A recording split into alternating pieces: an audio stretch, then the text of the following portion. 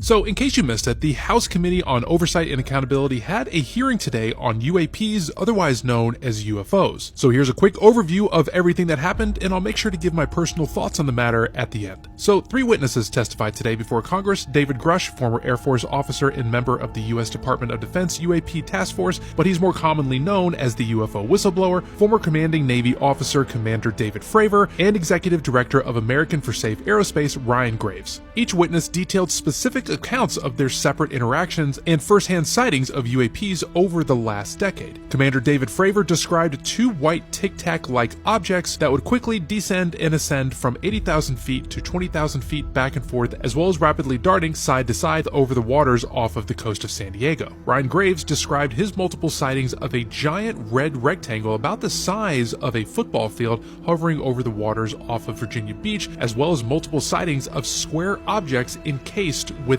a clear sphere. David Grush expanded on his information that he has already released and gave further context on his statements of leaked information about the U.S. government knowingly concealing information about alien crafts, the existence of intelligent alien life, as well as the U.S. government's active alien spacecraft retrieval program that has been in operation for decades, that is both retrieving alien objects as well as attempting to reverse engineer them. Each witness expressed to Congress a common national security concern, and they also gave accounts of silencing efforts either through intentional lack of briefings or threats of violence as retaliation for coming forward about this secret information by members within the U.S. government. Each witness called for increased transparency on these sightings, as well as expressing a need for detailed information to be given to the public about these UAPs, as long as any information given doesn't reveal vulnerabilities in national security. And while these accounts have mostly been presented before, this congressional hearing adds a level of legitimacy to the discussion of whether or not UAPs or aliens are real and whether their existence is being covered up.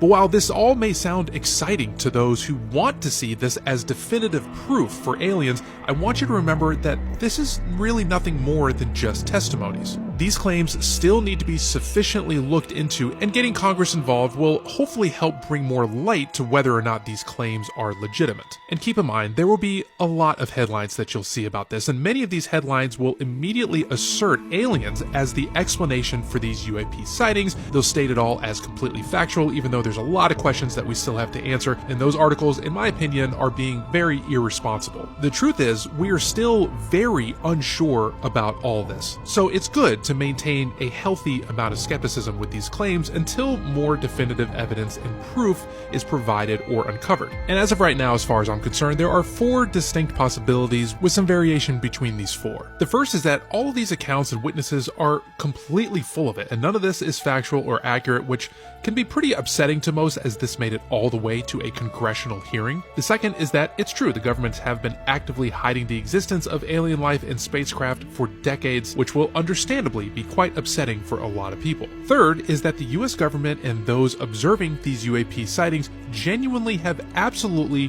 no clue what they are, which I would argue is the most terrifying option. Just imagine the concept of something being able to come to you, but you can't go to it. To a lot of people, that would evoke a pretty unsettling and vulnerable feeling. The fourth is that the government is simply saying that they have an alien retrieval program as a way to funnel in billions of dollars of funding free from an oversight and accountability committee, and the whole alien narrative is just a trick. But needless to say, this is a very exciting, mysterious, and interesting time to be alive, as we may be pretty close to finding out the answer humanity has been seeking. Are we truly alone in the universe?